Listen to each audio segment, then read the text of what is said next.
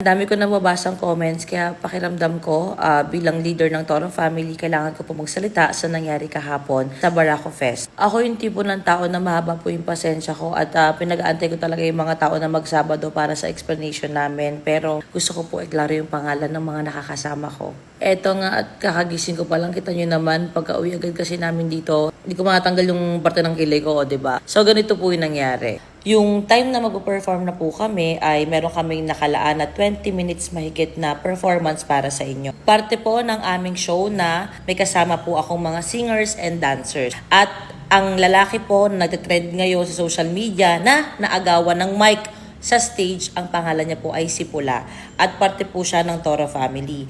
Ilalabas namin sana siya ngayong Sabado na siya po ay ang aming bagong Toro family member trainee. Kasi kami po ay tumatanggap na ng bagong Toro family members. So habang siya po ay nagpe-perform, makikita niyo po dito na bigla po siyang nilapitan at inagawan ng mic. Akala ng mga organizers ng ibang mga tao ay parte po itong lalaki na to, na ang pangalan daw ay Bullet, na parte po siya ng Toro family at parte po ito ng show namin, ng 20 minutes mahigit na show po namin. Pero hindi po. Kaya nung una tataka kayo bakit ang bagal ng security, kasi nga akala nila parte po ito ng show namin. Pero ulitin ko, hindi po. Hindi namin alam kung bakit siya umakyat ng stage. Hindi din namin masyado maintindihan kung ano yung sinasabi niya at kung saan siya nanggagaling. Pero sobrang proud kami kay Pula kasi hinandle niya ng maayos dahil tinignan siya ng masama and then parang saying na umalis ka, parang hindi ka kasali. So wala naman nangyari na sinaktan niya yung aming kasama. Kaya si Pula ay paunti-unting umexit ng maayos. Ito po yung tingin niya sa aking ka-member. Ayan po yun. Kaya parang ngumingiti siya, okay, aalis ako. Kasi hindi niya rin naiintindihan. Kasi first time niya po maging Toro family member, first time niya po mag-perform, kasama kami on stage ng ganito kadaming tao. Kaya naguguluhan po siya. Then after that, binigyan ulit siya ng mic sa likod kasi akala nga, naguguluhan pa kahit kami na baka nakikisali lang siya sa sayahan ng show, sa sayahan ng kantahan, kaya pinakanta siya ulit para pareha silang may mic. Pagkatapos po noon ay ganun pa din ang nangyari. Habang kumakanta siya, inagawan niya ng mic si Pula. Ayan, kitang-kita naman. At again, ito po isa sa dahilan kung bakit po talaga namin siya kinuha. Kasi kahit nakakalalaki man yung pangyayari na yon, ngumiti lang siya at sumasayaw-sayaw na pinapakita na it's okay, eto lang tayo, andito lang tayo para mag-enjoy. Ganyan lang. Kasi kung ibang lalaki, nanuntok na yan. Hanggang sa nakita na ng mga organizers sa likod na, oh my God, parang nalilito yung Toro family. Kaya tumawag na po sila ng security. So, ibig sabihin noon, hindi ibig sabihin na medyo matagal yung pag-akyat, ay nagkulang po sila. Sadyang hindi lang po talaga nila alam kung ano yung nangyayari. Kaya ito po ay pinababa po siya. Bago pa siya makababa, ayan, kitang-kita ito po ang kinakagalit ng mga tao dahil ang dalawang mic po ay hinagis niya po sa ere. Literal na mic drop. Ako, bilang leader ng Toro family, sobrang nabastusan ako. Ang bastos ng nangyari, at masama po ang loob ko. Marami nagko-comment na hindi nyo alam kung saan siya nagagaling, kung anong dahilan niya. Para po kasi sa akin, whatever the reason is, hindi po yun sapat na dahilan para ikaw ay mambastos ng ibang tao na nagpe-perform at nagbibigay lang naman ng saya sa ibang tao. At pangalawa, sa mga nagko-comment, ito ang pinakadahilan kung bakit mo ako gumawa ng video. Kasi marami po nagsasabi na, oh my God, ginawa yan ng Toro family, scripted para umingay.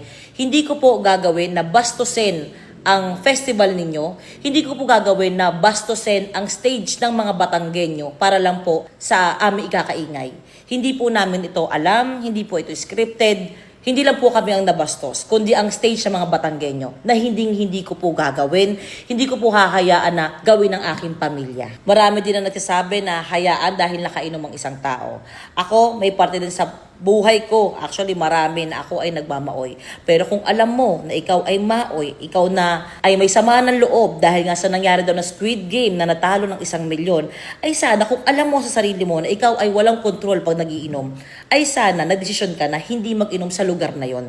Dahil sa lugar na yon, andun sila, ang dami nagpunta, daang-daang libo para makisaya, para makakita ng mga tao na hindi doon nakatira at nagpe-perform, mga celebrities, artista, vloggers. Ang dami pong naghirap, andun na sa pwesto nila, hindi na makagalaw. Halos magka-stampede na nga sa sobrang daming tao dahil ang balita ay 500 to 700,000 ang pasok-labas in 3 days. Ganun po katindi ang Barako Fest at sobrang saya po namin kasi grabe yung init ng pagtanggap po sa amin.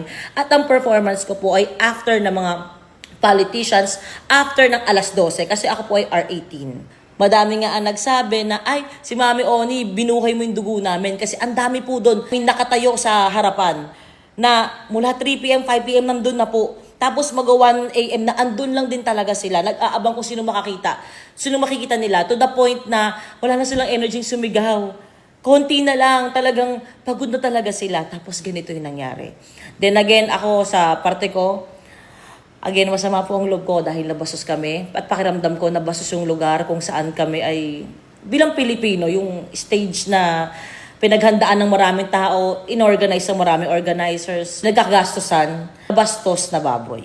Binaboy. What a strong word, Tony Fowler. Eh, ikaw nga, naghubad ka doon, natutwork ka doon. Guys, una pa lang po, bago po ako na-invite dyan, na madami pong nag-request. Ay, alam niyo na po kung paano po mag-show si Mami Oni. Ako lamang po ay nagbibigay ng, papagising ng inyong gabi. Pero hindi po ako magmamaoy o magpapakita ng ako ay may galit sa harap ng maraming tao, mambabastos ng gamit, ng mga sound system, etc. Maraming pwede maging butas sa mga sinasabi ko ngayon, pero ito yung opinion ko. At sana maging maayos ang lahat kung ano man ang naging dahilan ng hidwaan, ng galit, ng pagsasalita sa stage ng ganon. Sana maging okay. At ako parte ko pa din sa mga Batanggenyos pa. Pasensya na. Parang pakiramdam ko, ganon yung, basta ganon yung nararamdaman ko kahit hindi ako parte ng pangyayari na yun at nabigla din kami. So sana naging klaro yun sa inyo at yun lamang. Sana magkaroon tayo ng peace on earth at saya-saya lang.